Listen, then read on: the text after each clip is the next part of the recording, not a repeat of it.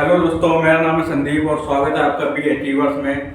आशा है कि आप सभी लोग बहुत ही अच्छे होंगे और बहुत ही अच्छे से अपनी तैयारी कर रहे होंगे, रिवीजन कर रहे होंगे। जितना भी अभी तक हम लोगों ने पढ़ लिया है, प्रीएम्बल पढ़ लिया है, फंडामेंटल राइट्स के आर्टिकल 19 तक कंप्लीट कर लिया है। और आरओ का भी भैया नोटिफिकेशन आ गया है, फॉर्म जल्दी जल्दी भर दीजिए। और जो कि हमारा जो एग्ज़ाम है वो लगभग जनवरी के आसपास हो सकता है। ठीक है, तो आर्टिकल 20 हमें आज पढ़ना है। आर्टिकल 20 के बारे में 90 तक हम लोगों ने कंप्लीट कर लिया था, जो कि हमारा था अभिव्यक्ति की विचार की आज़ादी को लेके। ठीक, आर्टिकल 20 आज हम लोग पढ़ेंगे। देखिए आर्टिकल 20 में क्या है, अपराधी जो अपराधी ठहराए जाने से संरक्षण देता है हमारा आर्टिकल 20।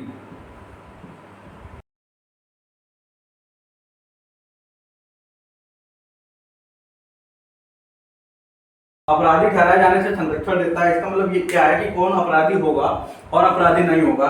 ठीक है, तो इससे संरक्षण देता है। ऐसा नहीं किसी को भी उठा के जो है जेल के अंदर डाल दिया और अपराधी उसको बना दिया, ऐसा नहीं है। तो अपराधी ठहराए जाने से अगर कोई अपराधी हम लोग बताता है तो उससे संरक्षण प्रदान करता है। किस तरीके से संरक्षण प्रदान करता है ये बताता है आर्टिकल 20 क्लॉज 1। आर्टिकल 20 क्लॉज 1 में कहा गया है कि किसी भी व्यक्ति को तब तक अपराधी घोषित नहीं किया जाएगा जब तक उसने उस अपराध के समय लागू किसी कानून का उल्लंघन न किया हो। जैसे कि किसी व्यक्ति ने, मान लो ऐसा कोई कानून नहीं बना है कि किसी ने हाथापाई करने पे किसी को अपराधी माना जाए। ठीक है, ऐसा कोई कानून नहीं बना है, मान लेते हैं।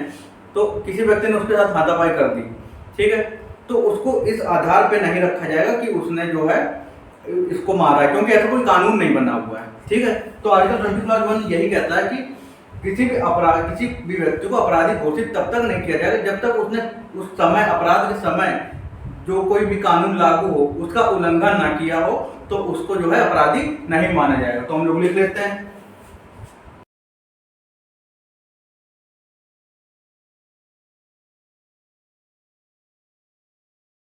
ठीक है, आपको ये पूरी बात हम लिख लेना है कि किसी भी व्यक्ति को तब तक अपराधी घोषित नहीं किया जाएगा जब तक उसने उस अपराध के समय लागू किसी कानून का उल्लंघन न किया हो। ठीक है, ये हमारा कौन सा आर्टिकल कहता है, आर्टिकल 20 क्लॉज 1 कहता है। ठीक, इसके बाद अगर हम लोग इसमें एक चीज और बताई गई है कि जो हमारा ये आर्टिकल 20 क्लॉज 1 है, इसके तहत अगर कोई कानून है तो उसमें कोई सजा प्रस्तावित होगी कि किसी अपराध के लिए 1 साल की सजा है, किसी के लिए 6 महीने की, किसी के लिए जुर्माना है, किसी के लिए कारावास और जुर्माना दोनों है, किसी के लिए 2-3 साल की है। तो जितनी सजा प्रस्तावित है उस कानून में, उस सजा से ज्यादा सजा नहीं दी जाएगी। ये हमारा आर्टिकल 20 क्लॉज 1 भी यही कहता है। ठीक है, इसके साथ साथ हमारा ये भी कहता है कि जो प्रस्तावित सजा है, ये आप लोग लिख लीजिएगा। प्रस्तावित सजा मतलब जो सजा बताई गई है कानून में।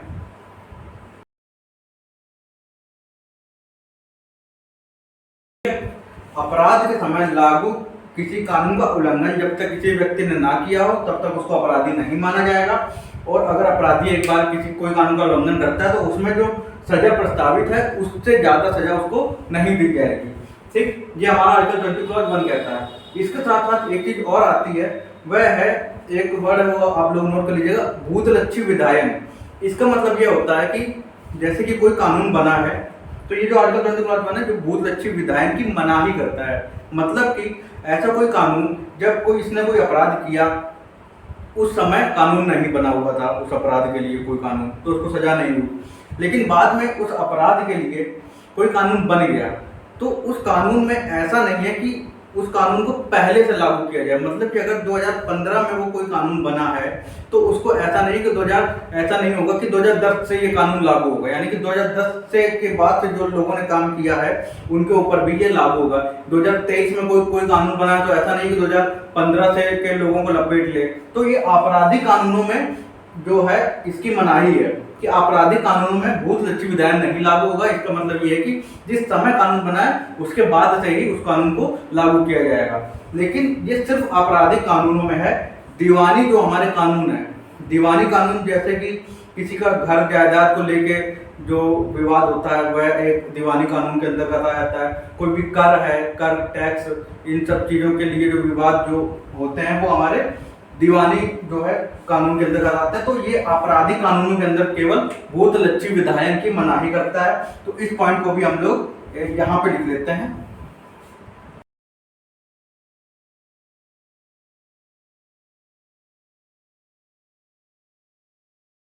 तो ये 3 चीजें इसमें आती हैं। पहला क्या है, अपराध के समय लागू किसी कानून का उल्लंघन ना किया हो तब तक उसको अपराधी नहीं माना जाएगा, और उस अपराध में प्रस्तावित जो सजा है उससे ज्यादा उसको सजा नहीं दी जाएगी। उसके साथ साथ भूत लक्षी विधायन की मनाही करता है। इसका मतलब जो कानून है उसके पहले से उसको लागू नहीं किया जाएगा कि उसके पहले के लोगों ने जो काम किया आपराधिक कानून में, दीवानी कानून में ये लागू हो सकता है। ठीक है, इसके बाद हम लोग आर्टिकल 20 क्लॉज 2 की बात करते हैं। चलिए अब हम लोग बात करते हैं आर्टिकल 20 क्लॉज 2 की। 20 क्लॉज 1 हम लोगों ने अच्छे समझ लिया है। ठीक है, आर्टिकल 20 क्लॉज 2 को भी अच्छे समझते हैं। ठीक है, तो आर्टिकल 20 क्लॉज 2 में क्या कहा गया? आर्टिकल 20 क्लॉज 2 में कहा गया है किसी भी व्यक्ति को जो कानून में जो सजा प्रस्तावित है वह उसको एक बार दे दी गई। ठीक है, एक बार उसको सजा हो गई, वो सजा काट आया, लेकिन उसी अपराध के लिए उसको दोबारा वही सजा नहीं दी जाएगी। तो जैसे कि दोहरा जो दंड है, दोहरा दंड की मनाही करता है आर्टिकल 20 क्लॉज 2। मतलब कि जैसे कि किसी व्यक्ति को किसी अपराध के लिए सजा हो गई, ठीक, तो उसको उसी अपराध के लिए दोबारा सजा नहीं दी जाएगी। ये कौन कहता है? आर्टिकल 20 क्लॉज 2 कहता है। ठीक, तो दोहरा दंड की मनाही की गई है आर्टिकल 20 क्लॉज 2 के अंतर्गत। ये आता है हमारा स्वतंत्रता के अधिकार के अंतर्गत। ठीक है, तो ये था हमारा आर्टिकल 20 क्लॉज 2। और उसके बाद हम लोग समझते हैं आर्टिकल 20 क्लॉज 3 के बारे में। हम लोग पढ़ते हैं आर्टिकल 20 क्लॉज 3 के बारे में। इसमें जो है किसी भी व्यक्ति को उसने कोई अपराध किया है तो उसको खुद के खिलाफ जो है गवाही देने से की मनाही, मतलब उसको खुद के खिलाफ गवाही देने के लिए कोई जबरदस्ती नहीं करेगा, कोई इसको बाध्य नहीं करेगा।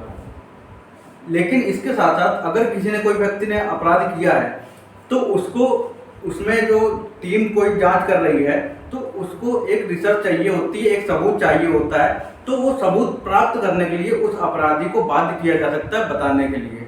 ठीक है, या फिर कोई मेडिकल कोई चीज है तो उसको बाध्य किया जा सकता है। ठीक है, या फिर कोई किसी चीज में रिसर्च में कोई दिक्कत आ रही, कोई समस्या आ रही है तो उसके लिए अपराधी के साथ बाध्य जो है उसको किया जा सकता है, क्योंकि इसके बिना वह कार्रवाई आगे बढ़ेगी ही नहीं, कोई किसी अंजाम तक पहुंचेगी ही नहीं अगर बिल्कुल ही उसको वो कर दिया गया। ठीक है, तो वह सारी चीजें हैं। बाकी किसी के साथ जबरदस्ती मारपीट करके उसके मुंह से उगलवाया जाए कि वो खुद जो है बोले, तो इस चीज की मनाही करता है। तो खुद के खिलाफ गवाही देने की मनाही है, उसको बाध्य नहीं किया जा सकता। लेकिन अगर कोई मेडिकल ऐसी समस्या आती है, मेडिकल प्रॉब्लम कोई होती है, या फिर किसी रिसर्च में किसी को दिक्कत आती है तो उसके लिए उसको जो है बाध्य किया जा सकता है सबूत वगैरह जो है जुटाने के लिए, किसी अंजाम तक, किसी फैसले तक पहुंचने के लिए। ठीक, तो इस चीज के लिए है, तो ये हम लोग लिख लेंगे।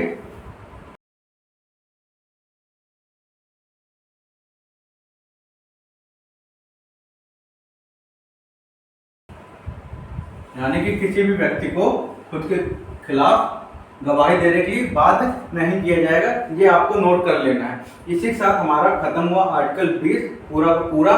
ठीक है, तो आर्टिकल 20 जो है हम लोगों ने फिनिश कर लिया है। उसके बाद हम लोग अगला आर्टिकल जो है नेक्स्ट वीडियो में समझेंगे, जो कि है आर्टिकल 21। बहुत ज़्यादा इंपॉर्टेंट है, ये आपको पढ़ना ही पढ़ना है, बहुत ध्यान से इसको समझने की जरूरत है। आर्टिकल 21 का जो हमारा है जीवन का अधिकार, उसके अंतर्गत आता है। बहुत सारे ऐसे केस हुए हैं उसमें। ठीक है, यूथेनेसिया, पैसिव यूथेनेसिया क्या है, एक्टिव यूथेनेसिया क्या है, ये सारी चीज़ें हम लोग आर्टिकल 21 में पढ़ेंगे। ठीक है, तो ये हमारा हुआ कंप्लीट, और ये आपको अच्छे समझ में आ गया होगा। आपको अच्छे से इसके नोट्स भी बना लेने हैं बस, और उसके बाद आपको इसका रिवीजन भी अच्छे से करना है। तब तक के लिए धन्यवाद।